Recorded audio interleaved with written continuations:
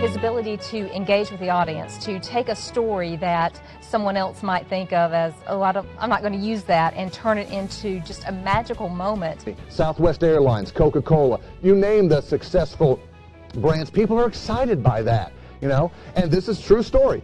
My very first day working at the fantastic Personnel Board of Jefferson County, which I enjoy working at, on my very first day, the administrative assistant there comes up to me and says, we've got to go across the street to get your ID. And I said, okay. Actually, what she said was, are you the new guy? We got to go across the street. Come on. But I remember it differently. So anyhow, we go across the street, we go to the county courthouse, I get my little ID, it prints it out, says Pete Blank, Personnel Board of Jefferson County. And I go, oh, Pete Blank, Personnel Board of Jefferson County, that's cool. And she says, yeah, but don't tell anyone you work there. And I said, why is that? And she's like, we're under a federal consent decree, we're in the newspaper a lot, people don't like us, the jurisdictions hate us. Just say you work for the county. It's a lot easier. So on my very first day in my job, I'm being told by a coworker, shh, keep it on the DL, you know? Pete does a really good job of kind of immersing the audience in his passion for employee engagement. 4 things you might like about your job, or in this case, love. You could love your job, the task itself. First job at Walt Disney World was in the parking lot of the Magic Kingdom, driving the trams and parking cars, which at first doesn't sound like a lot of fun until you figure out what do you love about that. There's got to be something you like about that job, because all the jobs you have, there's some things you like about your jobs, some things you don't. And you got to focus on what you like. What I didn't like was it was hot. I didn't like that, you know, you lost a lot of weight. It's the world's greatest weight loss plan to be June, July, August in the middle of summer out there parking cars. What I did like was the power.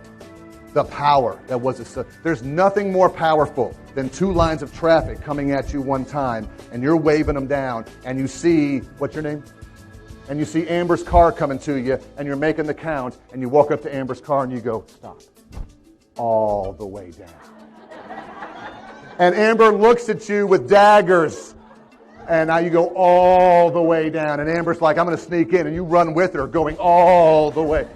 And about 1.5 miles later is her spot, you know. So there's a little bit of fun in that, don't get me wrong. But you got to find the exciting part, what works, what doesn't work for you. You could love the organization. I love the company. Maybe your passion is I love your boss.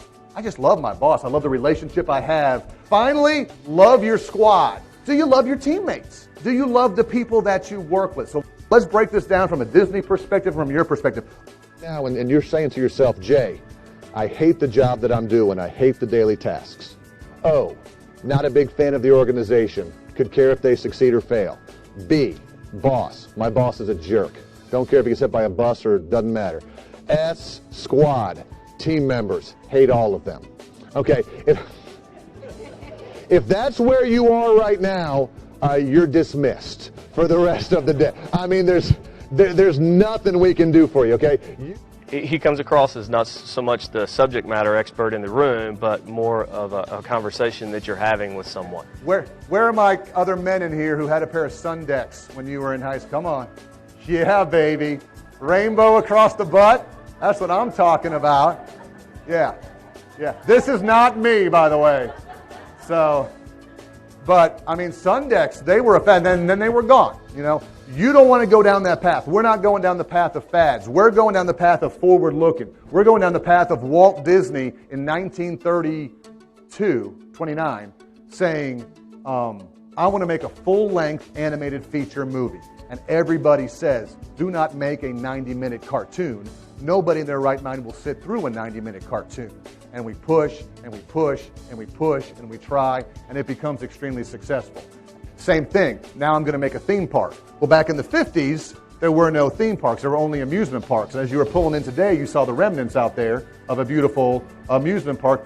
And Walt's wife said, why would you want to build a theme park there, or an amusement park? They're so dirty. And his response was, that's the point. Mine wouldn't be. So his forward-looking was, yes, it's a theme park, but it's going to be clean. And it's going to be nice. And there's not going to be carnies with big hands and all that stuff, you know, working there. It's going to be a great organization, a great place to work.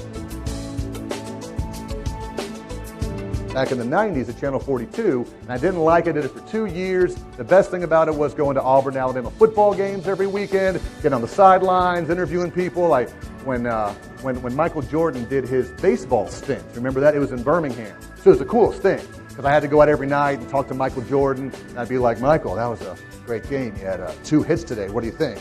And he'd go, well, Pete, it was a great game. And I'm like, he knows my name. You know? And I said to myself, I'm sick of this industry. I want to go back and work at Walt Disney World. So the only job I could get at the time was at the Great Movie Ride. You go from making a fairly good salary as a sportscaster on TV in a very large market back to the lowest of the low frontline employee at Walt Disney World wearing a costume, bright orange, with an orange beanie, standing outside, and all of a sudden, because I went to school in Florida, all your college buddies, one day, and their wives are coming. So they're walking up to me while I'm parking the strollers outside and getting it all pretty and scooping up garbage, and they go, Pete? And I go, hey guys, what are you doing? We thought you were in Birmingham doing sports. I was.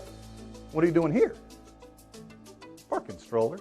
Point is, that was forward looking for me. I didn't see this career as a career path. This is where I have to go. This is where I need to be. What do your employees need from you to be forward-looking? As a leader, it is your job to motivate, inspire, and get them to where they want to be. You're only successful if you make those around you successful. You're only successful if you make those around you successful. And I think a lot of times we're so focused on our own career and our progression and our development and our moving forward that we forget that if we can develop those around us, people will look at us and go, you're doing a pretty good job. And I'm like, no, you know what? Let's wait. Let's wait and see what happens. Because I'm new here. Let me see what the culture is like. So I wait for a day. Walk by, it's still there. Wait for the second day. Still there. Wait for the third day. Still there. Get to the fourth day, and there has been movement. I'm very excited about that. I walk by the roach, and here's what I see. Someone has taken the time to get a sticky note and write that down, but I'm not going to actually do anything with it. You can't be that person. You can't be. You have to. You know how you inspire people? People say, well, how do I lead by example? The answer is pick up the roach. Okay, that's how you lead by example. You do the things that are way out of your class, way out of your price range, way out of whatever, and every little thing you do makes a difference.